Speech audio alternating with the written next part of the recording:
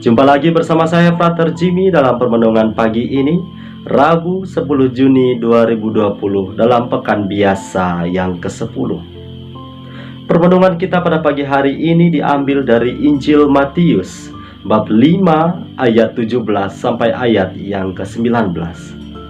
Mari kita hening sejenak, kita mempersiapkan hati dan pikiran kita untuk mendengarkan dan merenungkan sabda Tuhan. Dalam nama Bapa dan Putra dan Roh Kudus. Amin. Semoga Tuhan beserta kita sekarang dan selama-lamanya. Inilah Injil Tuhan kita Yesus Kristus menurut Santo Matius. Dimuliakanlah Tuhan. Dalam khotbah di bukit, Yesus berkata, "Janganlah kalian menyangka bahwa aku datang untuk meniadakan hukum Taurat atau kitab para nabi. Aku datang bukan untuk meniadakannya, melainkan untuk menggenapinya. Karena aku berkata kepadamu, sungguh, selama belum lenyap langit dan bumi ini, satu iota atau satu titik pun tidak akan ditiadakan dari hukum Taurat, sebelum semuanya terjadi. Karena itu siapa yang meniadakan salah satu perintah Taurat sekalipun yang paling kecil, dan mengajarkannya demikian kepada orang lain, ia akan menduduki tempat yang paling rendah di dalam kerajaan surga. Tetapi siapa yang melakukan dan mengajarkan segala perintah Taurat, ia akan menduduki tempat yang tinggi di dalam kerajaan surga." Demikianlah Injil Tuhan. Terpujilah Kristus. Sahabat Sabda Hidup yang terkasih dalam Kristus Tuhan, sebagai masyarakat yang hidup dalam satu negara, seluruh aktivitas kehidupan kita setiap hari tentu kita diatur oleh satu aturan yang mana kita kenal sebagai hukum.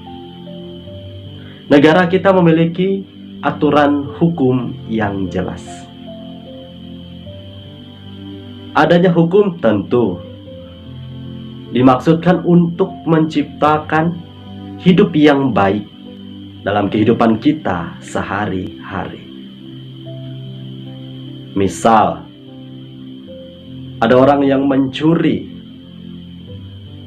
tentu perbuatannya menjadi salah, dan ketika ia ditangkap, ia dijatuhi hukuman. Nah, dalam permenungan hari ini kita telah mendengar bersama bagaimana Yesus menegaskan kembali bahwa kedatangannya ke dunia bukan untuk meniadakan hukum Taurat, kan tetapi justru untuk menggenapi hukum Taurat. Kita tahu bersama bahwa hukum Taurat ialah hukum yang mengatur keagamaan, bahkan seluruh aktivitas kehidupan orang-orang Yahudi. Dalam cerita Injil, kita telah mendengar bagaimana beberapa kali ahli Taurat mengkritik Yesus, karena Yesus justru dikritik oleh ahli Taurat ini terkesan melanggar aturan-aturan dalam hukum Taurat itu sendiri. Lantas, apa yang dimaksud oleh Yesus bahwa kedatangannya ke dunia untuk menggenapi hukum Taurat ini?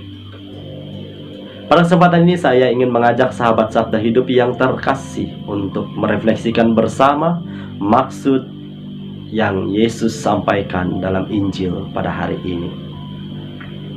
Tentu yang pertama, kita harus merefleksikan bersama, kira-kira hadirnya hukum di tengah kehidupan kita untuk apa? Ini pertanyaan yang paling mendasar. Dengan sendirinya hukum dibuat tentu untuk menciptakan kebaikan di tengah kehidupan kita. Ini tujuan yang paling hakiki, yakni menciptakan hidup yang baik.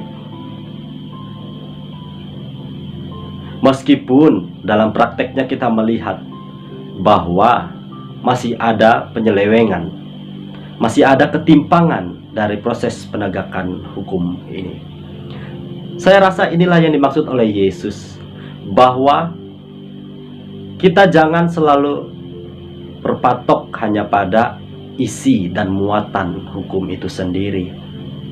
Akan tetapi kita lupa untuk mewujudkan apa sebenarnya tujuan dari hukum itu.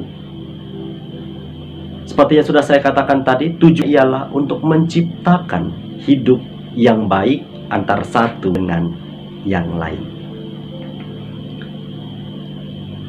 Di mana dan kemana kita harus memusatkan seluruh kebaikan yang ada dalam hidup ini.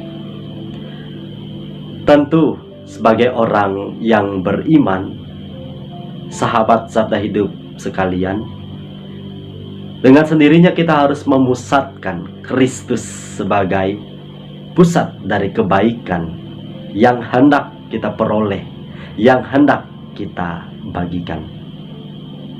Apabila kita tidak pernah memusatkan kebaikan ini, maka mustahil sekiranya kita mampu membagikan pula kebaikan ini kepada sesama. Sekiranya jelas dalam permenungan pada hari ini bahwa Yesus datang untuk menyempurnakan segala hukum yang ada. Di sini digambarkan menyempurnakan hukum Taurat. Hukum yang paling sempurna dalam permenungan saya, yakni hukum yang telah diajarkan Yesus kepada kita semua, yaitu hukum kasih. Kita diajak untuk mengasihi Tuhan Allah dan sesama secara total. Ini hukum yang luar biasa. Bagaimana kita diajak selain mengasihi Tuhan yang kita imani, kita juga diajak untuk mengasihi satu sama lain sebagaimana kita mengasihi diri sendiri. Prakteknya tentu tidak mudah. Akan tetapi justru kita harus senantiasa membawa niat ini di dalam doa. Kita mohonkan kemampuan ini di dalam doa secara terus-menerus.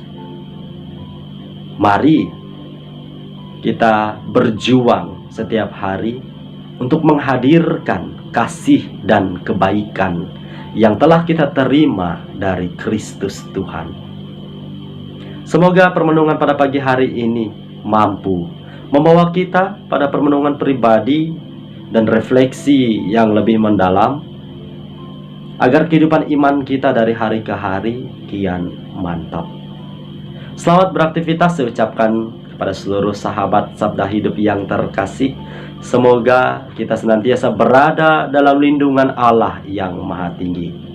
Tuhan Yesus memberkati. Amin.